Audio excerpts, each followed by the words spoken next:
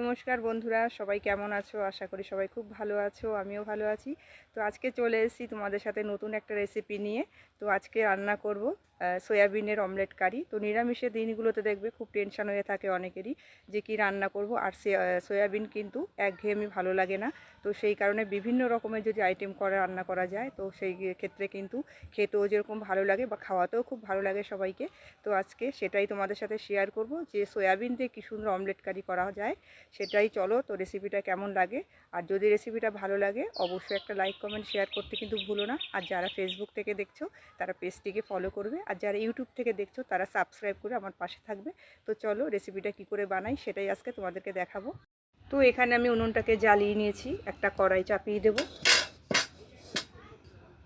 তো অমলেট কারিটা যেহেতু আমি নিরামিষ রেসিপিটা রান্না করব, তো এখানে নিয়ে নিয়েছি দেখো জিরে ধনে ভেজে নেব। আর এখানে নিয়ে নিয়েছি গরম মশলা, জয়িত্রী, এলাচ, আর নিয়ে নিয়েছি তারা মৌরি, এগুলো একটু ভেজে নেব। আর যেহেতু নিরামিষটি রান্নাটা হচ্ছে পেঁয়াজ রসুন এখানে দেবো না, সেই ক্ষেত্রে ভাজা মশলাটা আমার লাগবে। তো প্রথমে শুকনা কড়াইতে আমি একটু ভাজা মশলাটাকে একটু ভেজে নেব।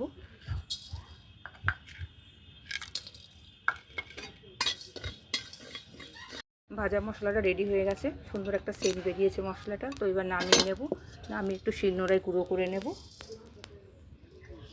তো মশলাটা নামিয়ে নিয়েছি, নেওয়ার পরে কিছুটা জল দিয়ে দেবো কড়াইতে আমি। তো সয়াবিনের অমলেট কারিটা করার জন্য এখানে আমি কিছুটা পরিমাণ সয়াবিন নিয়ে নিয়েছি। আমার যতটা লাগবে আমি আমার পরিমাণ মতো নিয়ে নিয়েছি, তোমরা তোমাদের পরিমাণ মতো নিয়ে নেবে। আর এখানে নিয়ে নিয়েছি একটা আলু। তো সয়াবিনে আলু দিলে সবাই জানো আলুটা দিলে ভালো লাগে সয়াবিনে। তো সেই ক্ষেত্রে আলুটাকে আমি ছুলে কাঁচা অবস্থায় কিন্তু একটু মিক্সচার মেশিনে একটু মিহি করে নেব। তো সয়াবিনটাকে একটু সেদ্ধ করে নেব আগে। সয়াবিনগুলো সেদ্ধ হয়ে গেছে, এবার নামিয়ে নেব।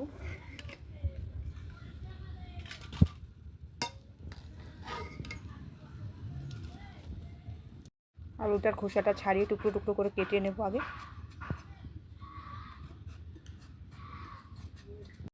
তো সয়াবিনগুলোর জলগুলো চিপতে বের করে নিয়েছি, এবার মিক্সচার মেশিনে একটু পেস্ট করে নেব। খুব একটা মিহি করব না, একটু দানা দানা থাকবে সয়াবিনটা। তো সয়াবিনটাকে দেখো মিক্সিতে ঘুরিয়ে নেওয়ার পরে দেখো কতটা সুন্দর হয়ে গেছে, একদম মিহি কিন্তু হয়নি, দানা দানা রেখেছি আমি। এবার নামিয়ে নেব। এবার সয়াবিনের মতো একইভাবে আলুটাকে একটু পেস্ট করে নেব। আলুটা আমি এখানে কাঁচা আলু নিয়েছি, তোমরা চাইলে কিন্তু সেদ্ধ আলু দিয়েও করতে পারো। তো কড়াইটা গরম হয়ে গেছে, এবার দিয়ে দেবো তেল অমলেট কারিটা বানাবার জন্য। আগে মশলাটাকে আমি কষিয়ে নেব অমলেটের।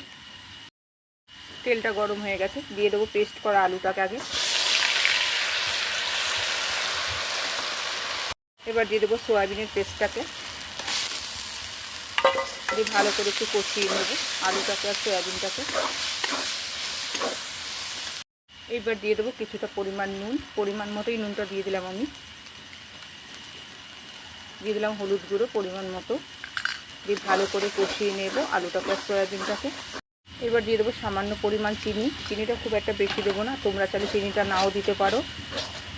এবার দিয়ে দেবো ভাজা মশলার গুঁড়োটা, আর ভাজা মশলাটা দেখেছোই তোমরা আমি কী ভাজা মশলাটা গুঁড়ো করেছি। এবার সয়াবিন আলুটাকে এবার নামিয়ে একটু ঠান্ডা করে নেব। তো আমি থালাটার মধ্যে আগে থেকে একটু তেল মাখিয়ে নিয়েছিলাম যাতে লেগে না যায় থালাটার মধ্যে। তো সয়াবিন আলুটাকে দেখো একটু চৌকো শেপ করে দিয়ে আমি একটু ঠান্ডা করে নেব, তারপর পিস পিস করে কেটে নেব। তো সয়াবিন আলুটা ঠান্ডা হয়ে গেছে, এবার অমলেটের শেপ করে আমি কেটে নেব।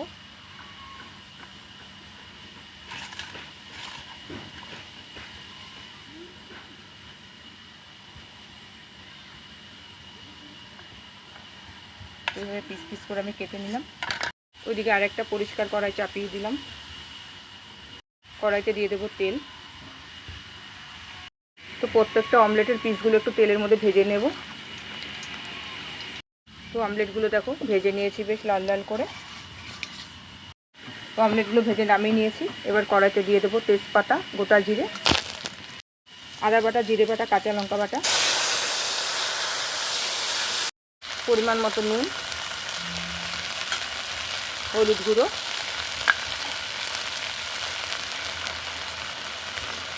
কাশ্মীরি লঙ্কার গুঁড়ো দিয়ে ভালো করে একটু কষিয়ে নেব। এবার দিয়ে দেবো কিছুটা পরিমাণ টক দই, তোমরা চাইলে কিন্তু টমেটোও দিতে পারো। তো আমার হাতের কাছে টক দই ছিল, সেই কারণে আমি টক দইটাই এখানে ব্যবহার করেছি। ভালো করে কষিয়ে নেব মশলাটাকে। মশলাটা কষানো হয়ে গেছে, তেল ছাড়া ছিঁড়েছে মশলা থেকে। এবার দিয়ে দেবো জল। জলটা আমি অল্প করেই দেবো, যেহেতু সেদ্ধ হওয়ার ব্যাপার নেই, সয়াবিন আর আলুটা নরমই আছে। ঝোলটা ফুটে গেছে, এবার ভেজে রাখা অমলেটগুলোকে দিয়ে দেবো। এবার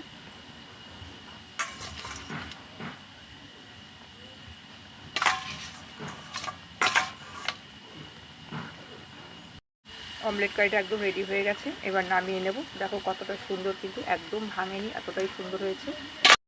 তো সোয়াবিনের অমলেট কারিটাকে নামিয়ে নিয়েছি। এবার দিয়ে দেবো ওপর দিয়ে একটু ভাজা মশলাটা ছড়িয়ে, আগেও একবার দিয়েছিলাম, তো ওপর দিয়ে আবার দিয়ে দিলাম গরম মশলার বদলে। আর যেহেতু সব কিছু এর সাথে ভাজা রয়েছে, তো আলাদা করে গরম মশলা আমি দিলাম না। তো তোমাদের কাছে আজকে সোয়াবিনের অমলেট কারি রেসিপিটা কেমন লাগলো তোমরা অবশ্যই কমেন্টে জানাবে। তো যদি রেসিপিটা ভালো লাগে অবশ্যই কিন্তু একটা লাইক কমেন্ট শেয়ার করতে ভুলো না। তো আজকে এখানেই শেষ করলাম, আবার দেখা হবে নতুন কোনো এক ভিডিওতে। ততক্ষণ সবাই সুস্থ থাকবে।